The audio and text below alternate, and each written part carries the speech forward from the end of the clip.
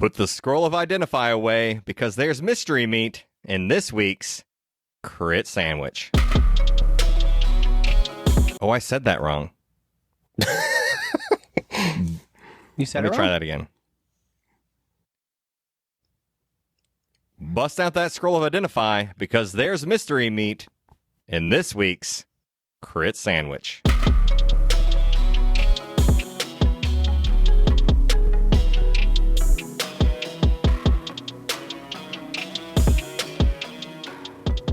Welcome to Crit Sandwich. On Crit Sandwich, we play D&D loosely based on our favorite media. This is episode 9.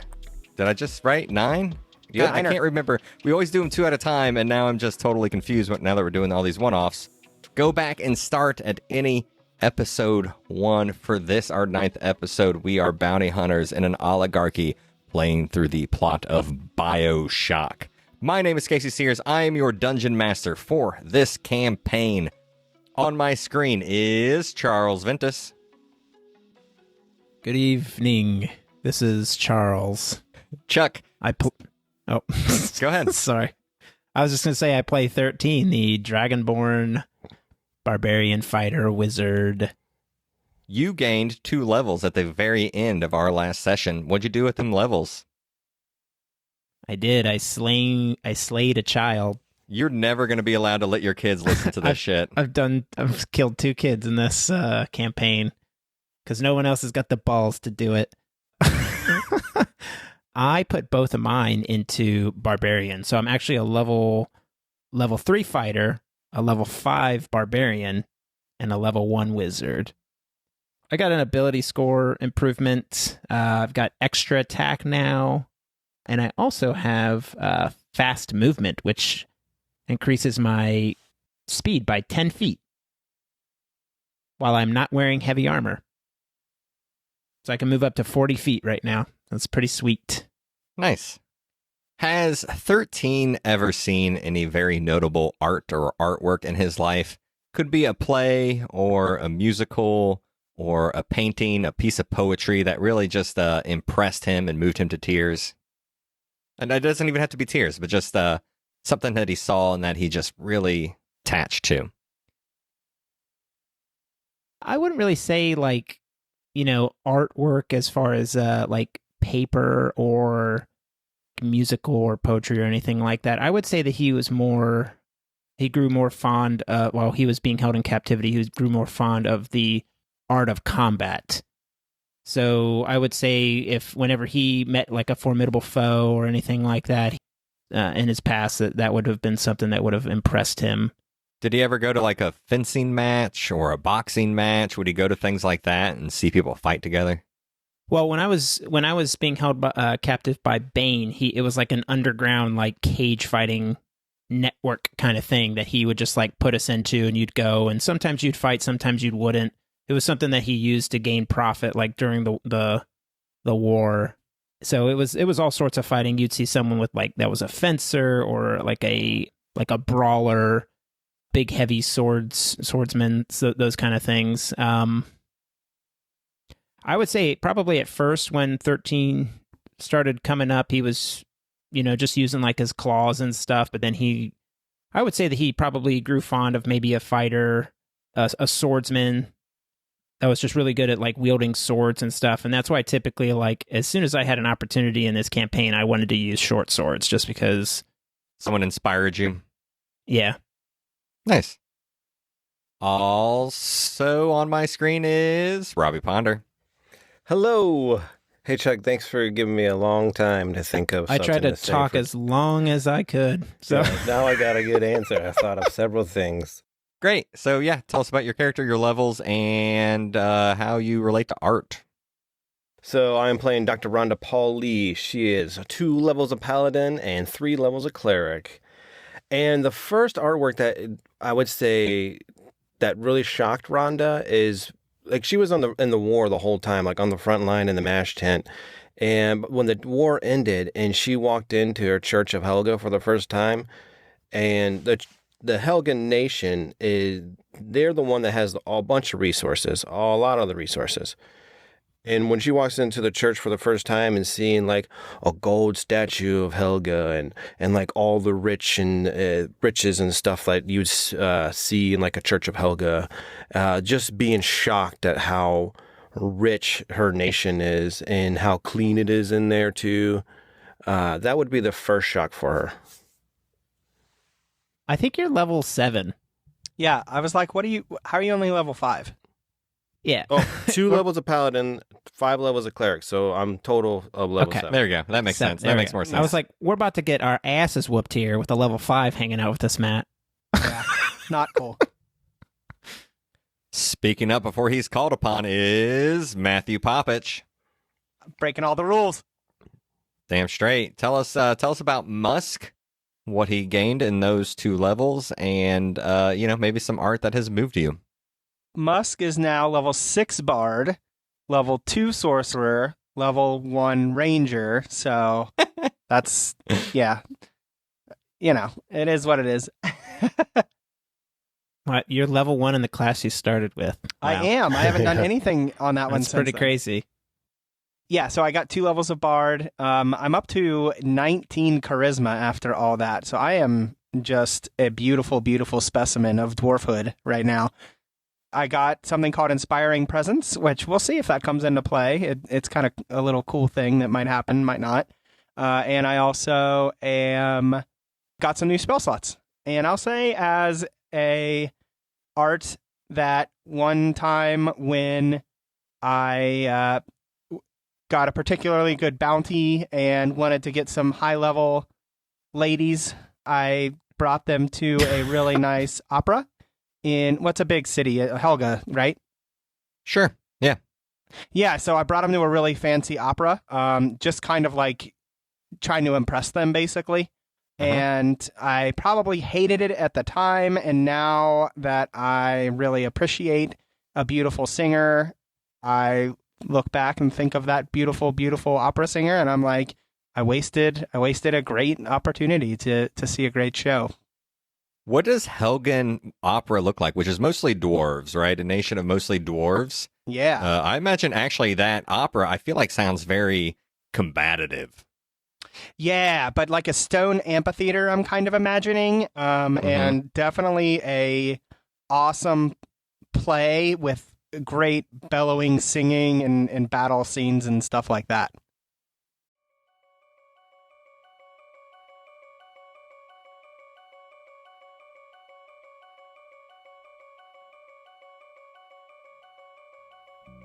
The players are in the magical underwater city of Arcus.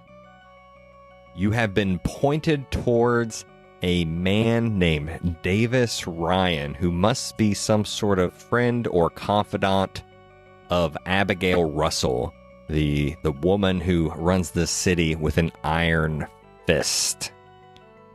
The 3 of you are in Arcus Woods, the lungs of this underwater city. At the end of the previous episode, Chuck dispatched another one of these black-eyed little lads, and all 3 of you were filled with magic. But, unfortunately, that drew a coral golem to you. Roll for initiative. 14 for Musk. Rhonda got a 12. 11 for 13. The coral golem rolled a 5.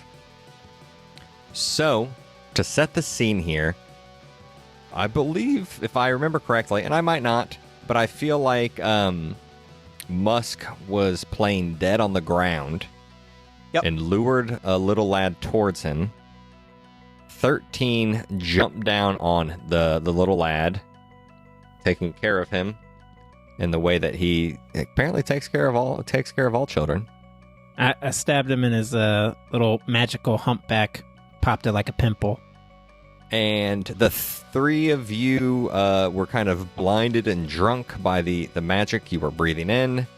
And that coral golem is about 15 feet behind 13 as he's standing over that kid. And I'll say about 40 or 50 feet behind that are the bears, and those bears are just grabbing those bodies and dragging them away into the woods now. Because remember, the coral golem was fighting over some corpses with some bears because the little lad was thirsty. And we're slightly off the path, correct? We were heading to the farm, I believe. Arcus Farms, yes. Arcus Farm, and we kind of went off path slightly because I heard a noise. Yep. Saw all this going on. Okay. Actually, I'll say you guys are not on a path. I think I said that just a moment ago. You guys are on a path, but no, it's actually surprisingly dense forest, and it's kind of misty. It's kind of hazy. It just smells like it. If anyone's ever been in a rainforest, it's very damp. It is very green, but also kind of like dim in the way a forest would be with all the shade from the leaves above. Musk, you are up first with your initiative of 14. That's lovely. Where am I compared to my two party members? I think you're laying on the ground directly below 13 because he just jumped on a little lad that was right next to you. Okay, and where is Doctor? I would be about 30 feet from the direction that we came from, because V walked in first, and I was in range just to be able to, enough range to be able to support V. Yeah, that sounds good. My name's not V. Oh, 13. Oh, my goodness. Fail. Campaign 1 character. Yeah, campaign 1 character. That's horrible. Holy smokes. I know. That's years ago, literally. That's awesome. Guys, Nice I job. went back and I started listening to campaign 1, so... Did It's you a good really? listen. Yeah, I mean... How's it feel? It feels great. It's because there's been a lot of comments of people liking campaign 1, so I'm like curious. It's like, did we do anything different? Let me go back and listen to campaign 1. Like, what are they talking about? It's great to go back and listen to it and be like, there was things happened that I forgot about. Like when Reed slapped a kebab. A kobold. Reed slapped a kobold and killed it with just slapping it. That was pretty sweet. But anyway, sorry. We can continue. Musk, take it away. You got it. Actually, what I'm going to do is yell back. I'm going to ready an action is my action. I'm going to cast a spell when everyone is within melee range of me. And I'm going to yell to the doctor. Fuck, what's my voice? I don't even remember. Yeah, come on over here. Or something. I don't know. Rhonda, come over here, quick, run. You want me to run toward that thing? Come here. And that'll be my turn.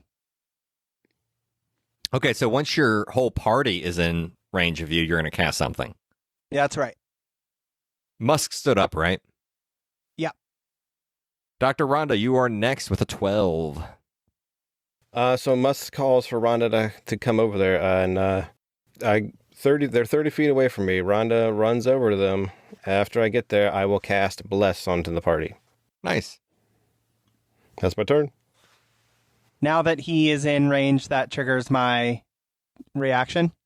Yep.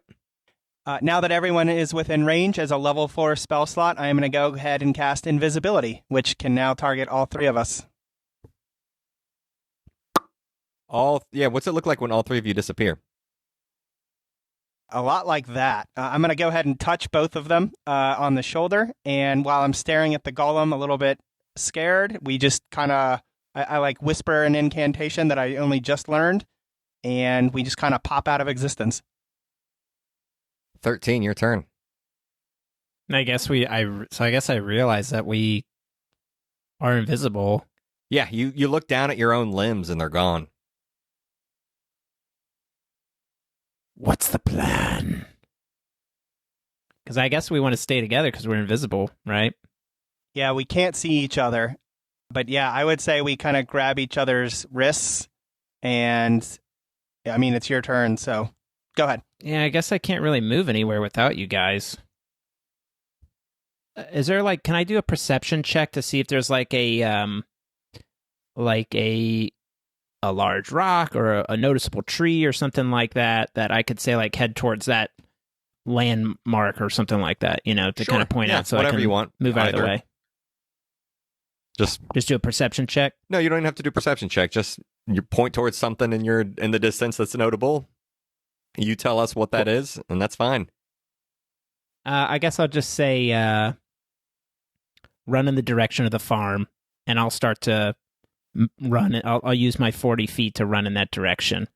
You would run Would that put directly us into back towards bears. the golem? No, Oh, you would towards the run bears? past the golem directly into the bears. So I assume you want to go around them.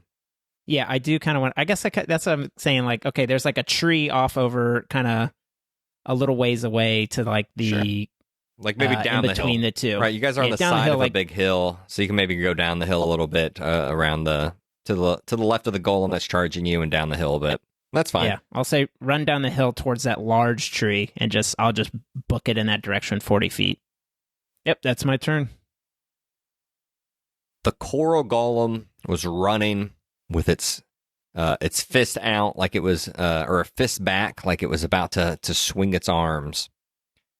It groans as it slides forward on its knees and makes sounds of wailing. They're so deep and they're so loud. It's like a whale song as it scoops up the little lad into its massive, organic, brightly colored arms.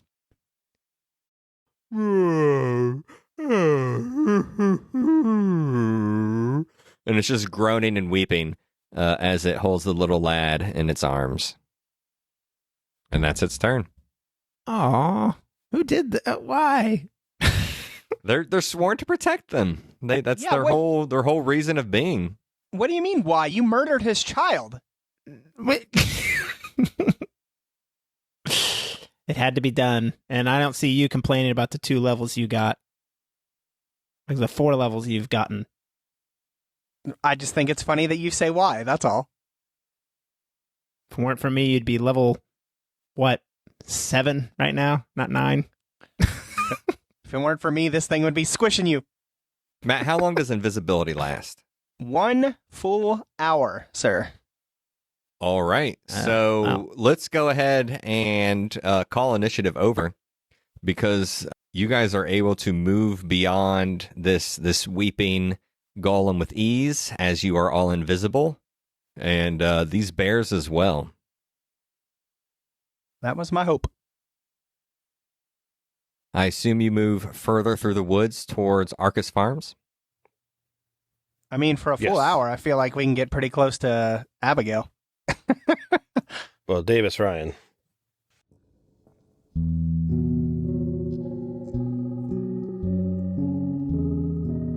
Arcus Woods is much larger and longer than any of the other districts you've been in. As you guys exit the woods, probably about 30 minutes of walking later, right? This is a massive, massive dome, miles long. You are now at the top of a hill, looking down these groves of trees, and there are some nice estates and some other buildings, all brightly lit with globes of light. When we talked to Virgil before, did he give any details about where Davis Ryan would be located? He said Arcus Plaza. And you know that Arcus Plaza is all the way at the far end of this district by looking at the map in the bathysphere station. So after you guys move through these estate homes, you guys will get to another bathysphere station. I assume you continue to move through the estate homes. Yeah, and how long did you say that it passed since we came here? Has it been a half hour, you said? So it was a half hour through the woods and about another half hour through all of these farms. And so your guys' invisibility is starting to fade, and you're starting to see little smoky wisps where your fingers are, and then those smoky wisps eventually start turning into your normal physical form. Do you guys say anything to each other while you're traveling through the woods and the fields, and you guys have gone invisible and all of this other stuff?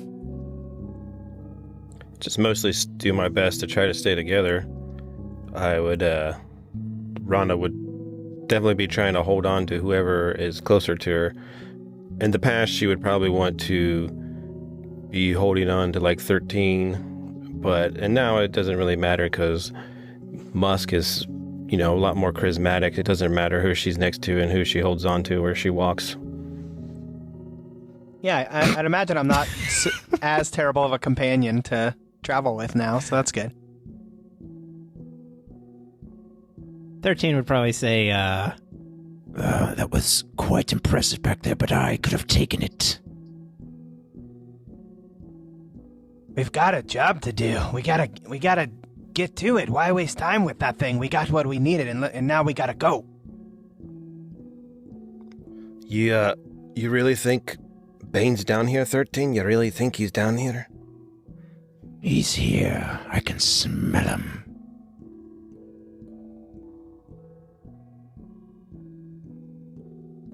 The three of you make it past the farms and start moving in towards these estates. Just really... Now, these homes actually look kind of traditional.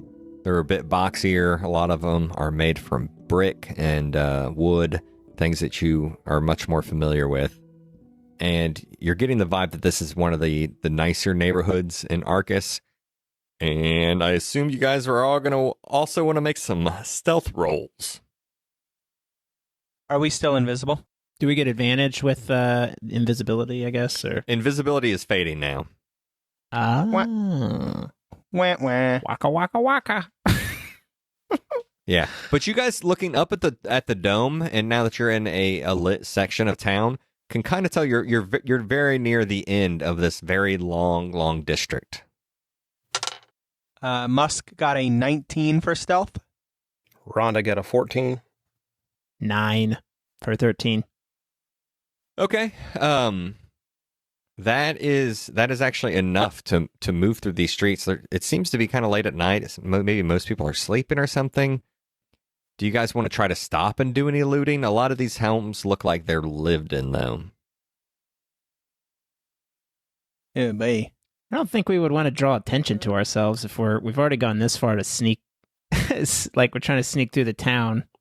Is there any homes that would give me the idea or impression that there's a potion of the dwarf in them? Roll like one of the most difficult insight checks you've ever rolled. Yeah, you know what? It's fine. Okay. Yeah, I have a +6 on insight, by the way. So. Oh. That's a 7 + 6 is what, 13? Yeah, that's not going to do it. Right.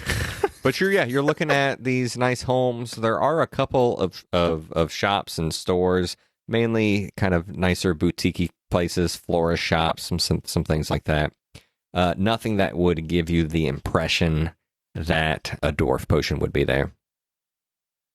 The three of you make it to the far end of this lovely neighborhood with, it's very green as well.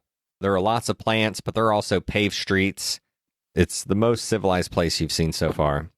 The dome starts to funnel you towards the bathysphere station as it gets more and more narrow. You guys see that similar archway to some of the other districts. It says, I think this is bathysphere station F2. That's not very important. But the three of you start to... Oh, shoot, I'm a big old dummy head. This does not narrow into another bathysphere station. This narrows into a road. You guys are actually going to walk from district to district. On the road again. Yeah. I can't wait to get on the road again. Yeah. So, Willie, this funnels down into a tunnel, a tunnel that is fairly nice. And at the entrance to the tunnel, it says this way to Arcus Plaza. And you're also getting the impression that maybe normally there are some like horses and carts and some things that would maybe be using these sorts of roads to get people from the estates to Arcus Plaza. Well, I don't really want to walk. Can we look around to find something that we can ride in? Maybe like there's a big house that we walked past that I remember that had like a fence in the backyard that has horses or something like that.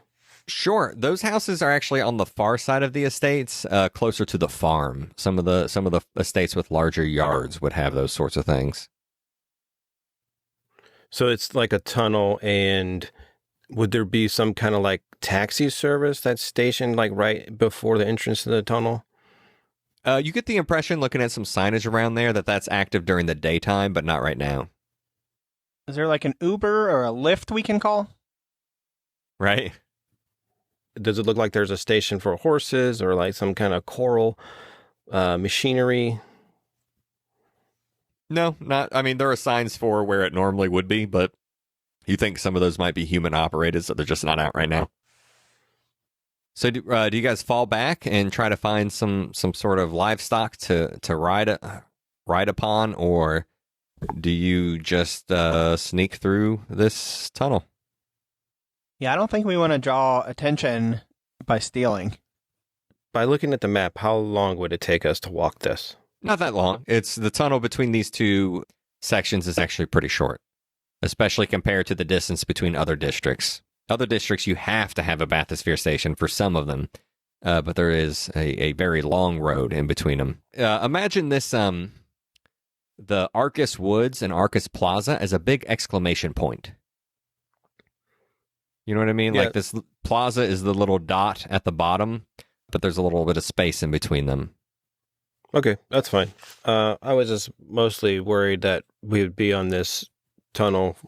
We would be in this tunnel for a really long time, and like people are going to start waking up and traveling in the tunnel while we're walking in the tunnel. It'd be like a really horrible situation to be in. But yeah, if it's going to be a short tunnel, we can just walk it.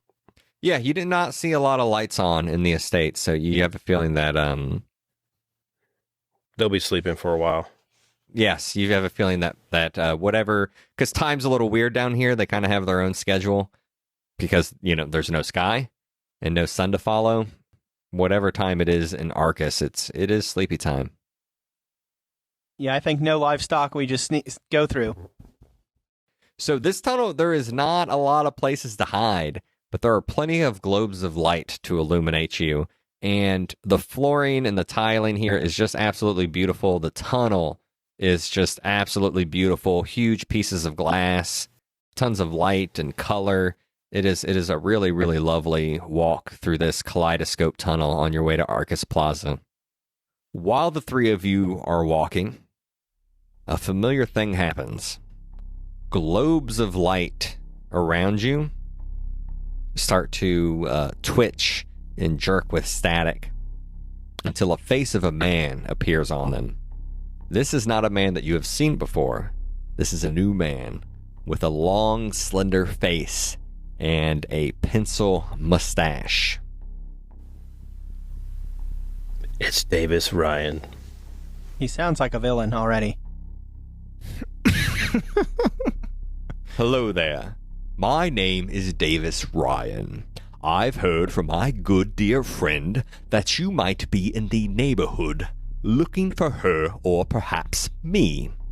If you'd like to have a conversation with me, perhaps about art or food or lovers from your youth, I will be at the top floor of Arcus Plaza, at the Crown. I've already ordered, and imagine I'll be done with the dinner by the time you show up. I hope you're fine with just drinks. Now, I've heard some nasty rumors about the three of you, and I've heard that you're troublemakers, and I have heard that you are rabble-rousers. Now, in Arcus Plaza, I do not condone that. If you treat our folks, our friends, our family in Arcus Plaza with respect, the same respect will be awarded towards you. Looking forward to seeing you soon. And it just cuts off. His face is gone. Why were people like just finding us? Like, Yeah, they just know where we are. they do. We're shitty. You know what I mean? Like, it doesn't matter where we are. They'll just find us. All right, well, let's do what he said. Let's just go to... Let's just walk. I mean, Yeah. why are we sneaking? Let's just run there. Sure. No. I mean, he said we wouldn't be bothered while we're coming in, right? So Let's do it. The three of you continue to walk down this beautiful kaleidoscope tunnel, and you get a bit closer to Arcus Plaza, and you start hearing some music going. some like real lively, dancey, fun music, some real modern stuff that maybe you guys in your old, stodgy, war-torn world aren't as familiar with. Because remember, Arcus has attracted tons of musicians and artists, especially the avant-garde variety. And at the end of the tunnel, where you guys see the entranceway to Arcus Plaza, there are some statues that look like they're people made of stone, or perhaps maybe more accurately, people covered in stone. Would you like to inspect them? I would, yes. 13 would like to inspect them. Is that investigation? I rolled a crit. I rolled a 20. Investigating the fucking people? camera. Sure. Oh, man. Yeah. That's why I didn't bother inspecting. Yeah, I don't care Chuck's either. just rolling 20s all the time. So, 13, the Dragonborn walks up to one of these statues, and it is a statue of another Dragonborn. And you get close to it, and your nose picks up something immediately. Something smells quite foul here. And as you get closer, you realize that the stone around the eye of this statue is broken. And you can actually see into the statue itself. And you get closer and you peer in because it's kind of dark because it's shaded where the hole on the eye is. And you realize you see on the inside an eyeball that's just rotting.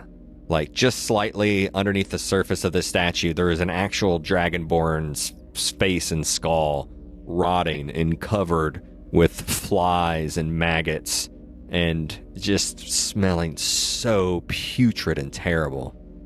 Oh. I'll tell so there's something, it looks like these things were turned into stone. Like, these aren't actually statues. These were real life beings, creatures that were just melded into stone. I'll relay that to the party. Oh, it's almost like they were like just dipped in concrete or something like that. Something. Yeah, dipped in, it's just carbonite or whatever, you know? Yeah, except they did not survive the process. Yeah, I'll relay it to the party and just let them know, like, these are real people. That's super fucked up. Yeah, who would do that? Is this supposed to be art? Or is this supposed to be like what they do to their criminals down here? Chuck looks down and there's a little plate on the floor that's been installed. And this one says Dragonborn's Remorse, and then the artist's name is Davis Ryan. Seems to be the handiwork of Davis Ryan.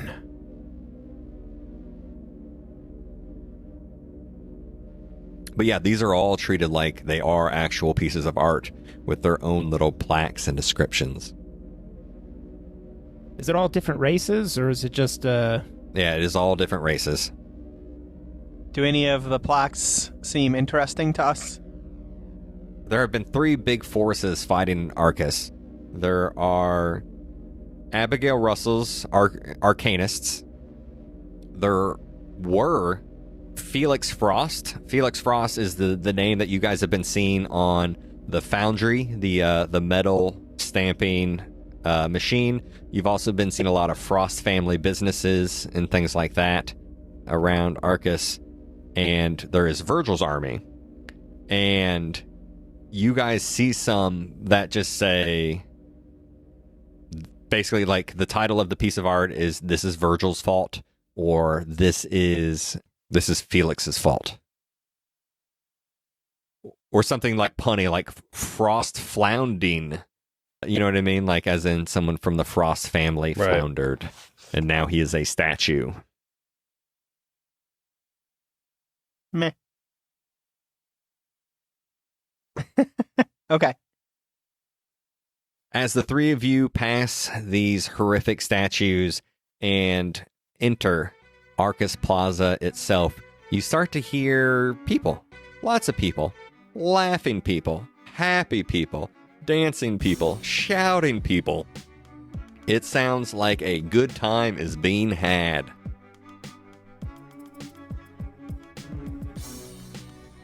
I think our plan is just stride on in and go to the top floor. Am I wrong? You guys are going to act natural? Yeah. Yeah. What are we going to do when we get in there? We're gonna kill him. We just got to get the key card. That's all we really need. Yeah, kill him and get the key Just get the key card first. Kill him first and then get the key card. If we kill him in there, we're going to have a lot harder time getting out of here. I'm saying this stuff before we go into that group of people, by the way. Yeah. I agree with the doctor. Let's see if maybe we can convince this hooligan to give us his key so that we can get to Abigail. Maybe he has a disagreement with her or something we can exploit. If not, plan B is kill her. Kill him. The three of you walk in to Arcus Plaza just as nonchalantly as you can. You kind of brush some of the dust and the dirt off of yourselves so you look a little tidier, maybe. And actually, the first thing you would see as you're going in is a map. There's a lower, middle, and upper level. The lower has a theater, a museum, a bathysphere station. There are clothing stores, record stores, which is a thing that you have never even heard of before. A coffee store, a creamery and stuff on the middle level. Then the upper level is a spirits store, so a liquor store, a place called the Gilded Rose, a place called the Crown, and a place called the Pharmacy on the top level. And as you guys walk into this bottom level, it's a decadent marble and coral structure built with a winding coral helix through the middle of the tower. And inside this, I can only describe it as like the party at the end of the world. Even within this big open plaza area, not even like part of the theaters or the museums or the stores, there are trapeze artists, there are musicians, there are men and women wearing crazy artistic outfits. There are men and women wearing very formal wear. Everybody's laughing. Everybody's drinking. Everybody's having a great time. It is very different than everything you've seen so far down in Arcus. This seems to be where the utopia is still alive and thriving for those who have survived. Do we get looks when we walk in there? Yes. So as you walk in, some people who are kind of near the door turn to you and they give you these, huge grins and big eyes, and they welcome you. Welcome, welcome, come in. Hello. You're a little late. And, they just like grab you on, they pat you on the shoulders and they almost like help you into the room. They are very warm and welcoming. What's the celebration for? What are we celebrating here today? Life, baby, life. And a beautiful elvish woman just grabs you on the face and kisses you square on the lips. Rhonda blushes. Her face turns red. Everyone make a perception check. Rhonda got a critical miss. I was about to say, these people sound like they're on lots of drugs. So I'm kind of looking around for some drugs. I rolled a 1 as well. This is A critical unbelievable. miss. Guys, Musk, it's up to you. What'd you get? I rolled a 1. What? No. The server must have been. Oh my goodness! It's the everyone, it's the barbarian everyone rolls potion a all 1 over at that again. time. Yeah, right? Yeah, Wait, I've and got an plus- inspiration. No, it's fine. Yeah, these people seem a bit disassociated from reality. I will say that. They are having a blast. And do you guys want to engage? Do you guys want to explore around here, or do you just want to go up to the next level? So you guys party every day? Is that because every day every day is a life celebration? You guys just party every day? It's Arcus. We're free to be whoever we want. If we want to party, we just party. And what do you use when you party? What kind of beverages and other things do you use? Supplements. Oh, the number one thing is right here. And one of these, actually, what does this person look like, Robbie, that you're talking to? What are they wearing? Is it still the elf? Oh, it could be. Yeah, sure. Yeah. So I picture she's like really charismatic and she's like a hippie elf, if you imagine. So she has like a bandana on her forehead with a miniature yellow sunflower on her forehead. I want to say like an undershirt, like a bra and underwear. And then the other part is like a puffy, semi-see-through one piece, like even with sleeves and all the way down to her legs. And when it's really puffy, like when she moves her arms and everything, it's almost as if she has like a cape, because it flutters and like flies through the wind, like a one of those flag people, like throwing flags around. And that's what she does when she dances, and really long fabric on her legs too. She gasps like a little bit, like in a polite and saucy way. And she says, "Oh, you've never been here before, have you?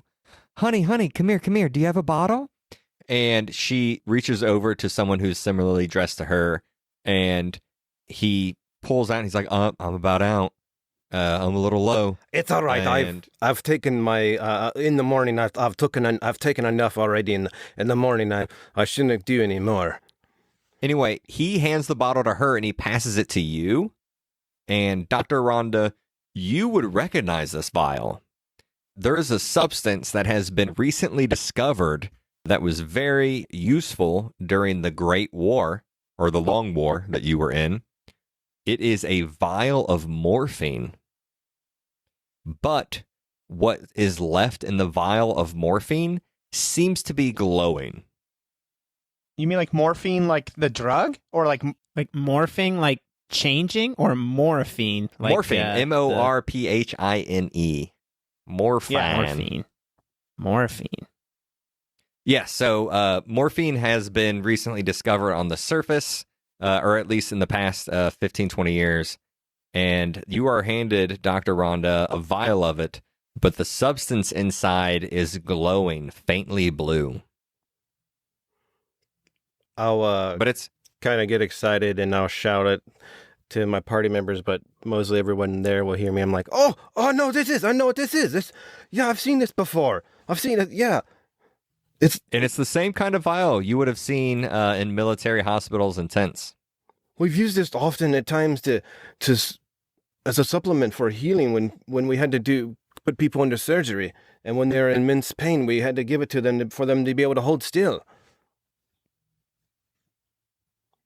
I think that's what morphine's used for, right? Painkiller? Sure. Yeah, it is a hardcore painkiller. Yeah. Hardcore. I've never been on morphine before, but I hear it is very addicting. Yes, it is an opiate. 13's going to look at the elf woman that Rhonda's talking to, and I'm just going to say, Davis Ryan, where is he? We're friends of his. Everybody's a friend of Davis's. He's wherever he wants to be. Oh, boy. He's king of this world. He's free. He's light. I'm light. We're light. Don't you see that we're both light? And Davis is light. He's such a genius. I love what he does. All right, I'm just going to continue on through the part. I just don't want to waste time talking to this lady. I think the dwarf in Rhonda is kind of kicking in, and I would like to get an ale before we go. I'll just carry it with me. Mm-hmm. So there are, on this bottom level, the Arcus Theater would have a place that is pouring some ale, and there would even be like just maybe a little stand that's pouring ale and spirits. Before I leave my new elf friend, I'll tell her that my name is Dr. Rhonda Paul Leigh, and it was a pleasure to meet her, and I'll shake her hand if she wants.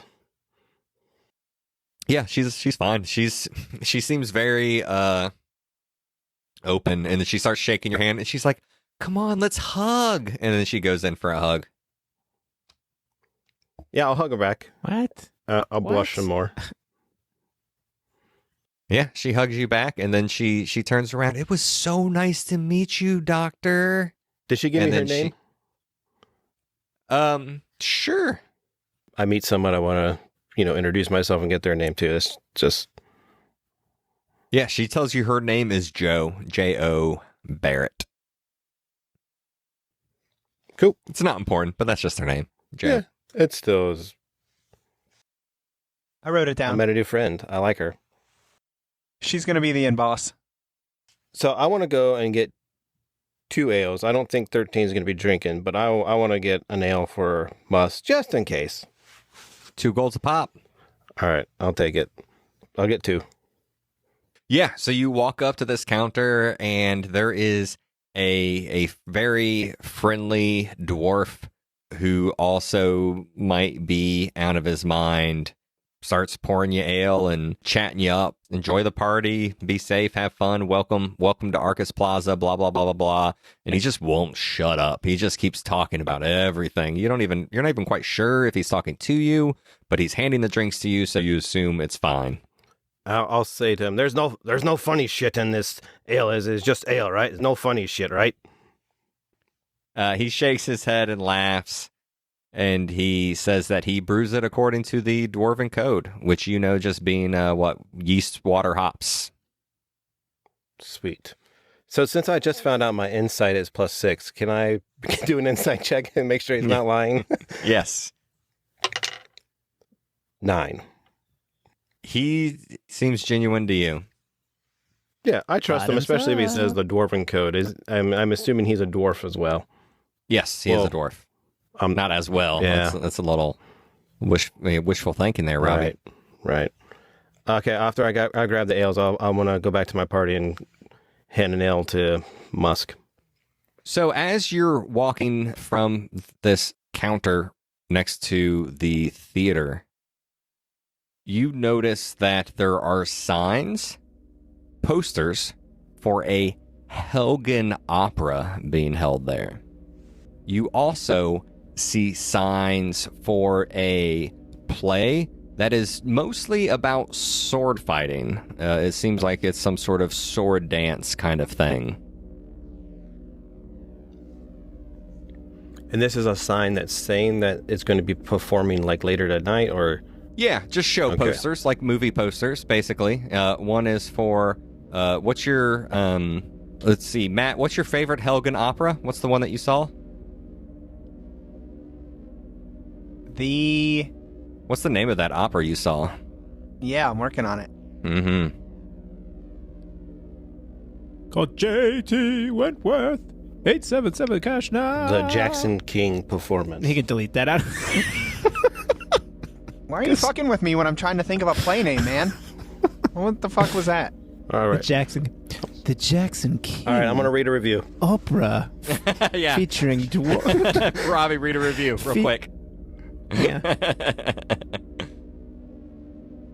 The Hammer of Narzan. Yeah. I was going to say Thor's hammer. It is a poster for the Hammer of Narzan on this. And it says now entering its 20th week. I'm not very interested in that. I was going to say, I haven't seen it, have I? I mean, if you guys are moving through here, or if you're going to go intercept him with the beers, you would definitely notice it. And Chuck, what was the name of that famous sword fighter? J.G. Wentworth. Oh, man. J.T. Wentworth was his name. Okay, so he is the star of that sword dance play, or that sword dance performance. I can't believe this. This is my favorite play. I didn't even like plays then, and yet there it is. Do you guys mind? Can we take a look at that? This is amazing. The actual J.T. Wentworth is down here, is what you're saying to me? It says it's starring him. Yeah, so you see a poster of that man, that swordsman that inspired you so much, and it is his face straight up on that poster, and he is starring in his own sword dance theater avant-garde show. What's the name of it? You don't know, but I mean, you can make it up. Oh, what Matt said. The Blades Dance. Yeah, just the Blades Dance, simple name, but JT Wentworth is a simple man and a powerful dancer and an excellent swordsmith. Oh, I'll point to the sign and say, I know him. It's JT Wentworth. That he inspired me to use swords in combat. He's a magnificent fighter. There is a large clock next to the Arcus Theater facade, and it appears that all show times for these performances have passed for the evening, because we're getting almost into the morning hours now. But you guys can still check out the theater if you'd like. I just want to make sure that, did Musk take the ale from me? Just... Yes. Okay. oh, I so drink Rhonda's not walking around with double. Yeah. It's And very important. you give it I assume you're going to give it a sniff before you give it a chug, and everything just smells fine. And if you give it a chug, it tastes fine. Nice. I do that. I cheers him. Yeah. Cheers. Clinky. It's beautiful. It's pure. It's clean. It is. He is not lying. This is some fine ale.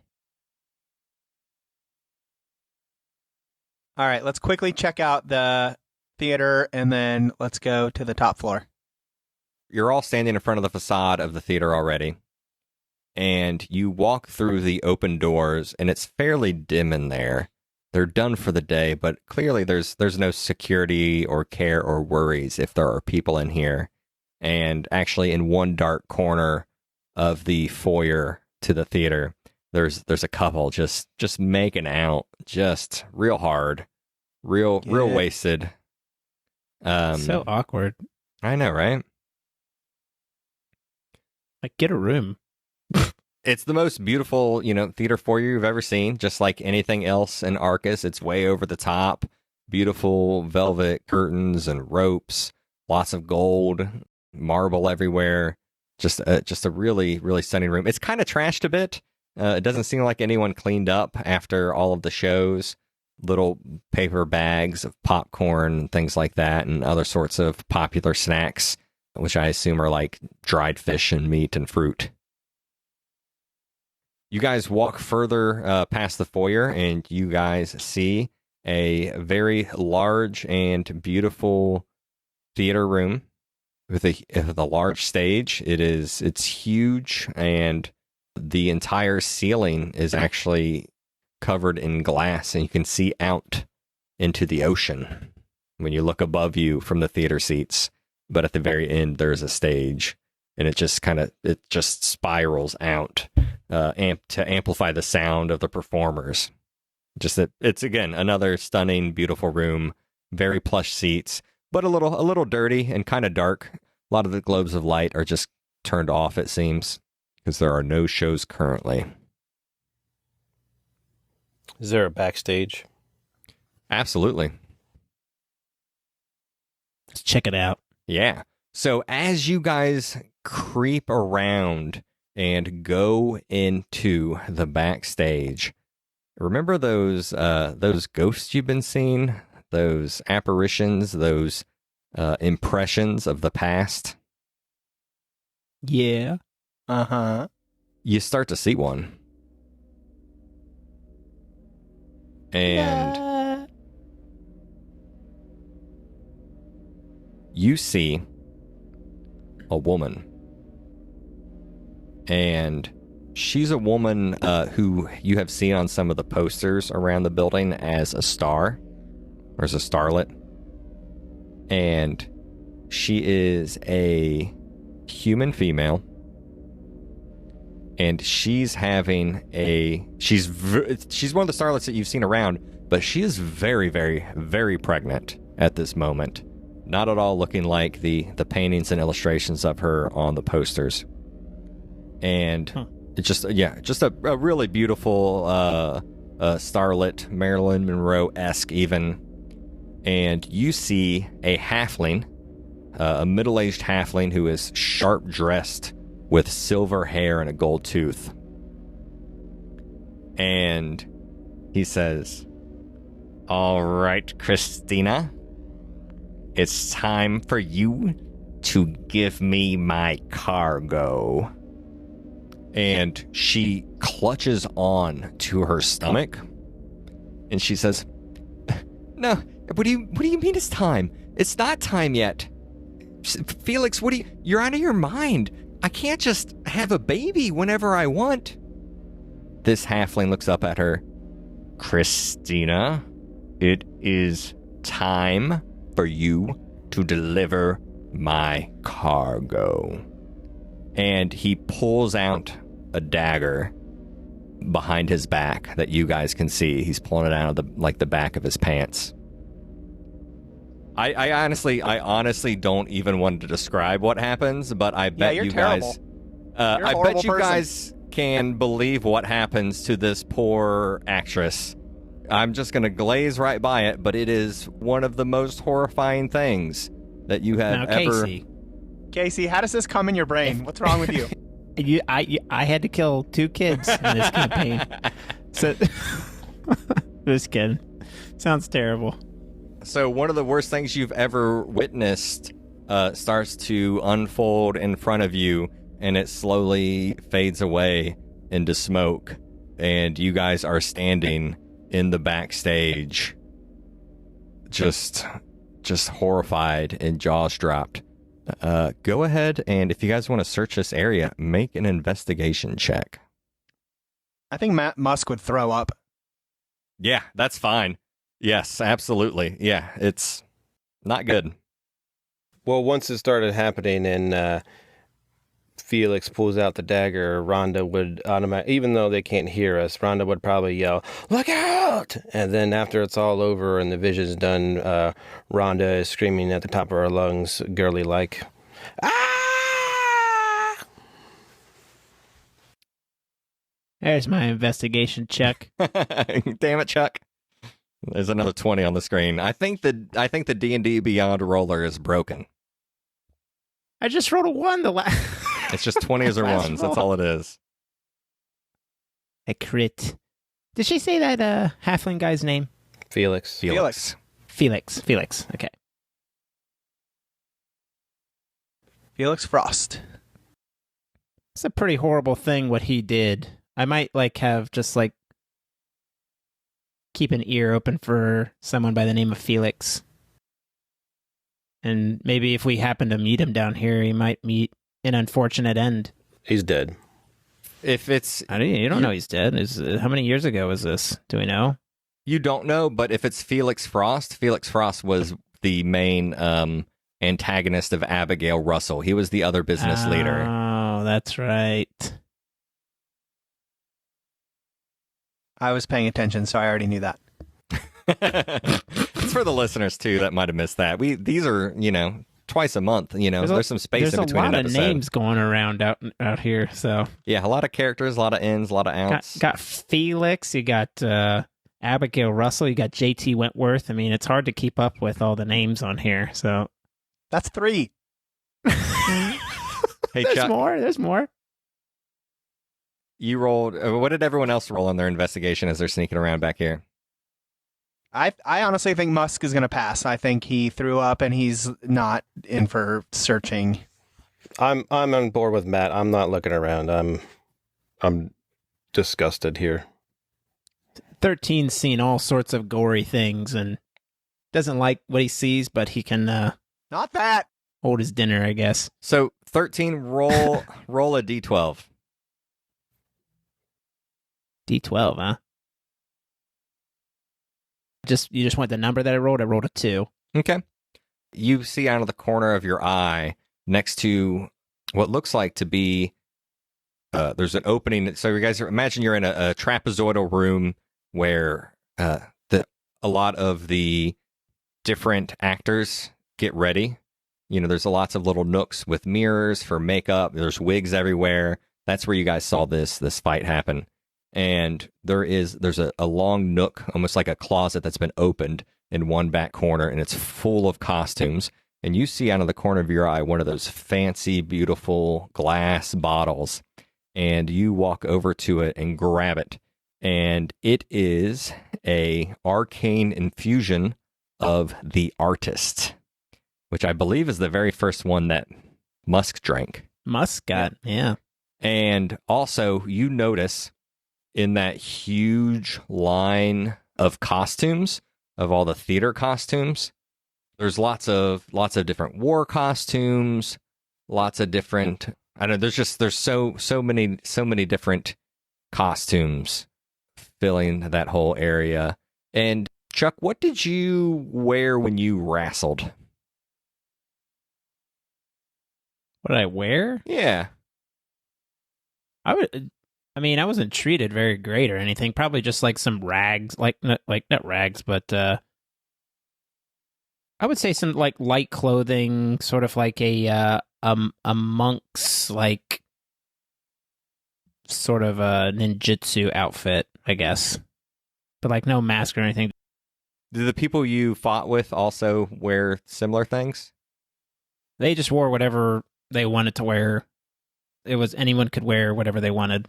So you see some of your competitor costumes, which might have been a bit more fancy. Is there one in particular that you remember distinctly? JT Wentworth, of course. He had the shiniest armor. You see that shiny JT Wentworth armor stacked up in one of the corners of the costume room. I'm a big fan, so I take it. I'm just kidding. Is it real armor, or is it like kind of like pretend? It feels very light. Very light. Yes, it does not feel like your whatever normal plating you're used to. This seems like maybe even a lighter metal. Some of it even seems like material that's been just kind of painted silver, maybe, where you would think it should be metal. Gotcha. I would tell my once they're done puking over there, I would say, Hey, this is JT Wentworth. We used to wear armor like this. and I'd show them all the costumes and. Musk just wants out of here. He doesn't care. This is all fucked up in here. I hate it. Are there any other rooms, or was this the only backstage area? It leads to the stage, and there are also some like closets with cleaning supplies. There's also a space where a bunch of sets and things like that are stored. Some bathrooms, but it's there's not too much else back here that you haven't looked at. Rhonda will walk out the way that we came in. I'll be out here when you're done. I'll just be right out here, and I'll go out there and I'll not going to put my ale down. I'm still going to drink my ale out there. Musk will go with her, but probably put his ale down. He doesn't want to have any more.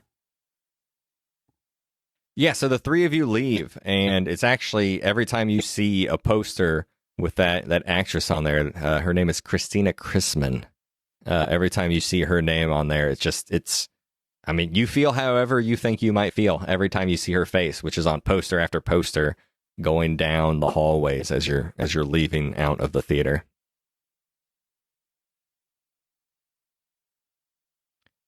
The three of you exit the darkened theater and back into the revelry. Are you guys ready to start making your way up the column? Yes. Yeah, I go 13 to go first. I don't want any business with these people, so I'm just gonna like make my way through the crowd. Yeah, you guys, very casually make your way through the crowd. I assume you're not roughing up anybody too much, right? Right. I'll just kind of clear the way for them to make it a little bit easier. I'm not like pushing them like aggressively or anything, but enough to kind of like slide them over so that we can just walk straight to the stairs. Rhonda will kind of dance a little bit with the other people. All these other people are really, really into it, but Rhonda would just do, some light nodding of the head and bouncing of the shoulders.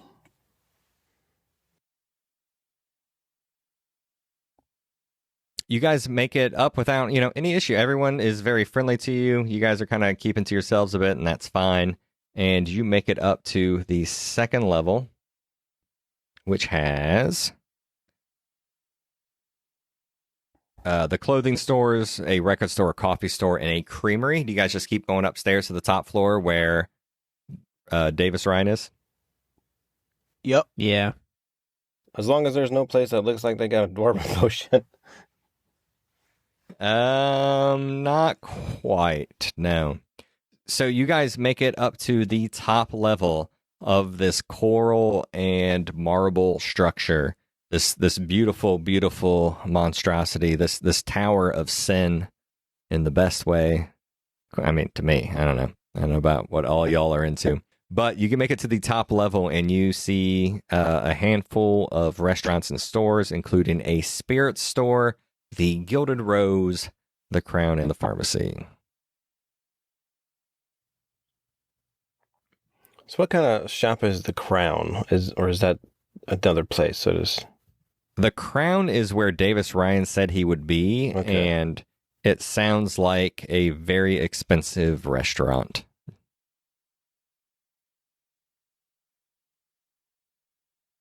I just head towards the Crown. Yep. The three of you approach the Crown, and the facade actually is just shaped like a big, giant, golden crown, and it opens up. Remember, you guys are basically like in a giant tower mall. You know what I mean? Like it's a giant tower mall. This is one of the storefronts in there. The opening to it is crown-shaped, and there is a long bar on the right. Not a lot of people inside the Crown. It seems like it has been mostly cleared out. I mean, you guys are looking in at this point, but there is a bouncer-looking man with his arms crossed. We'll call this guy a large and tall half-orc with a bald head and his arms crossed. And half-orcs are super rare. Orcs in general are pretty rare. Those are mostly from the unknown world. He's wearing a very fine suit. He's just standing there at the front of the Crown as it kind of funnels in towards the main entrance after the crown-shaped entrance. He sounds badass. A half orc with a With a suit on? baller suit. Yeah, I like this guy. Who is more buff? Is this half-orc or is 13? The half-orc is taller, and he's not just... the half-orc is built like one of those strong men you see who's also fat, but is like really, really freaking strong. But also you're like, man, that's just a big fat dude. But also he's just pure solid muscle underneath.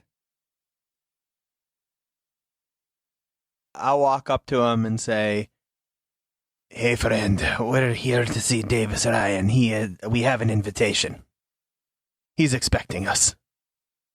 He nods slowly, and he steps to the side and his big green hand and points you into the room.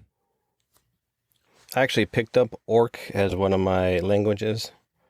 I will say to him in Orcish, I will tell him, "Thank you. Is there anything else that we should know before we go in about Davis Ryan?" He does not speak any words back to you, but he slowly just moves his head left and right and shakes no. I go in. You guys see here at the top of Arcus Plaza just another beautiful vista, another beautiful space. You see dining tables with white cloths, candles and lights hanging around the room, and then on the far side of the room, another huge glass wall peering out into the ocean with little spotlights highlighting and shining on fish and coral and other things. In one lone table in the corner is that lanky, thin-faced man with the pencil mustache, Davis Ryan. He has his popular corner booth, and when he sees the three of you walk in, he waves you towards him.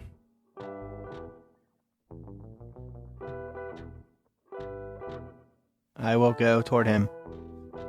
Yep, Rhonda will follow. 13 will follow suit. My goodness, my goodness. I believe introductions are at hand. And he gestures towards the three of you to introduce yourself. Is he by himself in here? Yeah. We don't see, like, the orc can't see us? He's, at this point, he's probably, he's quite a few tables away at the very front of the establishment. Yeah, he might be like a good 50, 60 feet away at this point. I mean, this guy's not expecting a fight, so, I'll just say, I'm Musk. Nice to meet you. What a name, Musk. I'm Dr. Rhonda Pauli, 2 levels paladins, 5 level clerics. Ooh, a doctor. That is quite impressive, and something we need down here in Arcus. Well, it seems that my knowledge of healing has multiplied since I've been down here. Arcus has that way of raising people upright. And you, my scaly friend? 13. We want your key card.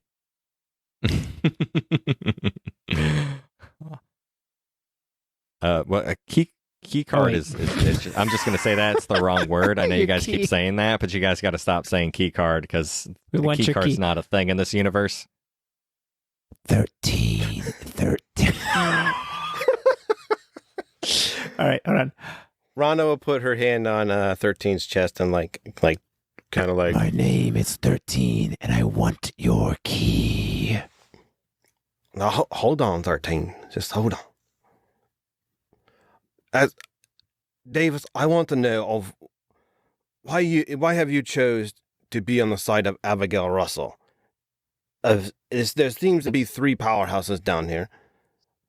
And I want to know why you are teaming up with Abigail Russell. What is that reason? Well, Abigail, my dear friend, is my finest patron. She has enabled me to do what I do, which is create art down here in Arcus. She has given me a position of privilege and freedom and liberty to do what I want as an artist. Now, please sit down. I'll sit. Is this a corner booth? Or is there... Yeah, it's a big round corner booth. You kind of got to slide in and keep shimmying over to fit everybody. I'm on the edge. Shit. I wait. Who's going to sit next to him? Not sitting, bitch. Oh, I'm already in. Is he? Yeah, okay. I'll sit next to Davis Ryan. I'm right next to him. Were you going to make him scoot in? He's on the far end, so you guys would be scooting in towards him. Around the table would be Davis, Musk, Rhonda, and 13. Yes, exactly. And he does have a small dessert plate that he has finished in front of him, and a small cocktail glass and one of those little fancy champagne glasses, one of the shallow ones. Now, I am a fan of art. Do you 3 like art as much as I do? I love it. It's all right. I mean, as long as you don't do anything crazy just to try to get attention from people. You see, I live for art. I like to take people and turn them into art. I once had a friend who thought he could turn art into people, but I find that to be much too complicated. So, I would like your help. And if you create art for me, then I will take care of whatever you need, including a key to Abigail Russell. I will help anybody who helps my art. Do you understand? Aye, but what you need us to do? Well, there are 3 folks who are friends of mine, and they've been dying to become art. I need you to go and collect them and bring them to me, alive or dead. So your classic either kill you and take it or do your quest scenario, eh? I'm not sure I follow. We are talking about art. What if we're not a fan of your artwork? Every artist has its critics, and I have a quite thick skin, my friends. You will not hurt my feelings. Who and where are these people you want us to get? Ah, yes. Well, fortunately for you, they are all here in Arcus Plaza. We have my friend Leah Ramsey, my friend Cassandra Connor, and my friend Melvin Jennings. Whew, I was worried it was going to be Joe. Probably should have been Joe, let's be honest. I was so worried you were going to pick Joe.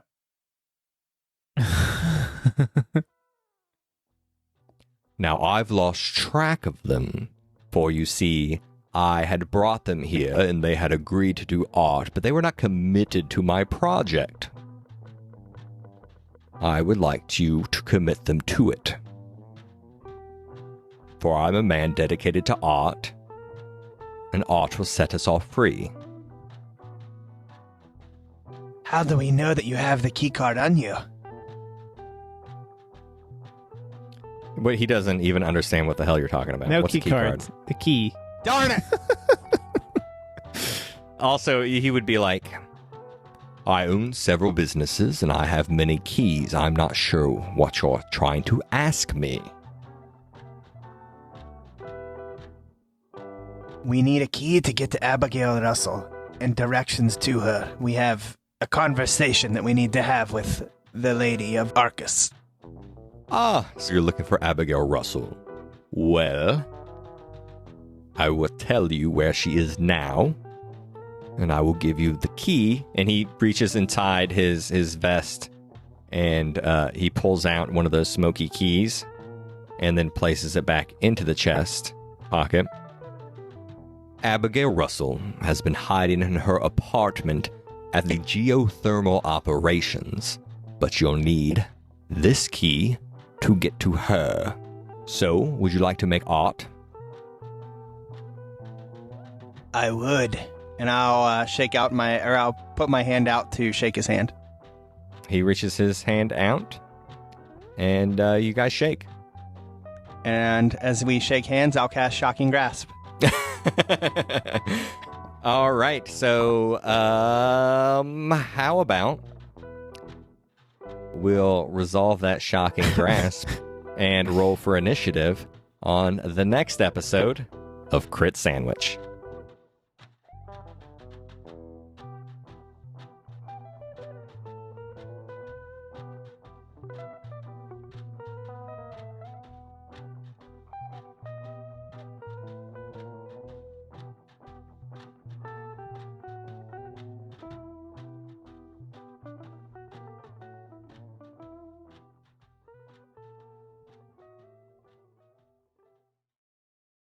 Oh, yeah, take that, I'm glad you bitch. said that, Matt, because I was about to flip the fucking Yeah. table here. Just kill this guy. Yeah, the whole time I'm thinking in my head, like, I don't want to go get 3 other people, and I'm not going to do that. No, not innocent people. No, we needed to make sure he had the key card on him before I wanted to attack him.